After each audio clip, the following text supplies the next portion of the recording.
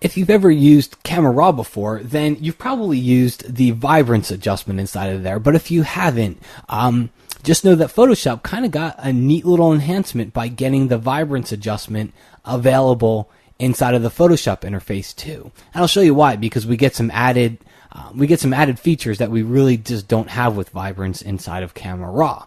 All right, so the best thing I can do is kind of show you why we need Vibrance. I'm going to go to the Adjustments panel, and I'm going to click on the Hue Saturation Adjustment. And let's say we want to increase the reds in her shirt. Well, I'd go up to this list here. I would choose reds and then start to increase the saturation. And watch what happens. Not only do I start to increase the saturation in her shirt, but it does bad things to anything else that had red in it in the photo, namely her skin.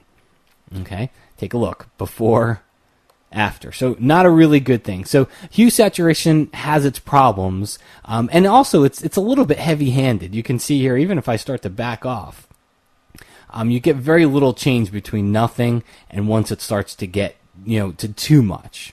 All right, so I'm going to hit the trash can over here, and we're going to check out Vibrance. Now, you could always get to Vibrance under Image Adjustments and go down to Vibrance, but that's the permanent way. All right, if we use the Adjustments panel, we can get to Vibrance and always have an adjustment layer added, which you're going to see in a second here why that comes in handy.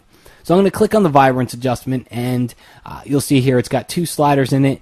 The saturation slider, it works a lot like the saturation slider in hue saturation, and again, it is a bit heavy-handed. You can see we're still going to get some problems with it. So I'm not really going to go over that. I don't even know why it's there. It's called the Vibrance Adjustment.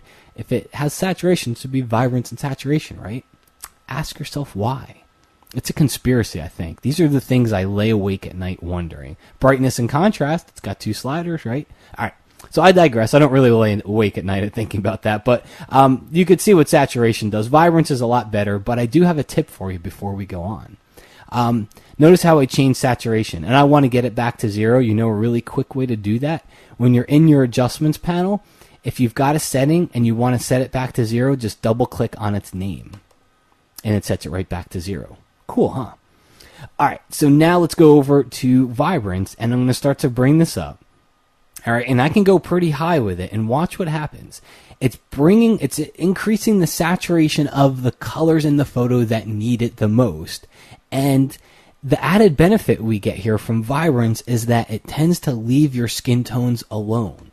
All right, so I'm going to take a look at the before and after here. Click the little eyeball. Before and then after. See how it's brought up the colors in the red, even the blues in her jeans. It's increased the saturation of those. All right, and I can get pretty high with this slider here. I can go pretty high with it, and it still doesn't have too much of an effect on the skin tones. Again, before and then after, it's affecting the skin tones a little. Honestly, I don't really mind the change too much. Sometimes you will. Sometimes it'll make those skin tones a little hot.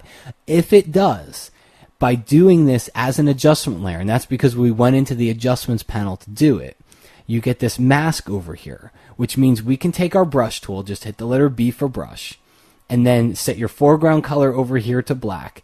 Now I can paint on the skin, okay, and I can bring back the original skin color. Now, honestly, I think the original skin color was probably a little bit cool and undersaturated before, so I'm okay with this. I'm okay with the way it was when we did the Vibrance Adjustment. Again, most of the time, if it might start to make the skin a little hot, and that's why I'm showing you this technique, because you can see here, I can bring that skin back, and if I toggle the adjustment before and after, see, before and after, so now I've restricted the Vibrance Adjustment to only affect the color areas and to leave the skin tones alone, which is something that we really couldn't do inside of Camera Raw. It was either Vibrance on or Vibrance off. You didn't have any way to selectively paint it into certain places. So by doing this inside of Photoshop and having it as an adjustment layer, you can, as I said before, would I leave it this way?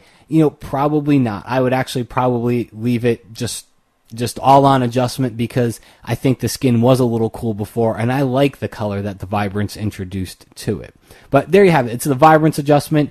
You'll find it in your image menu under Adjustments, or you'll also find it's this little kind of like upside down triangle thing, and it's inside the Adjustments panel inside of Photoshop CS4.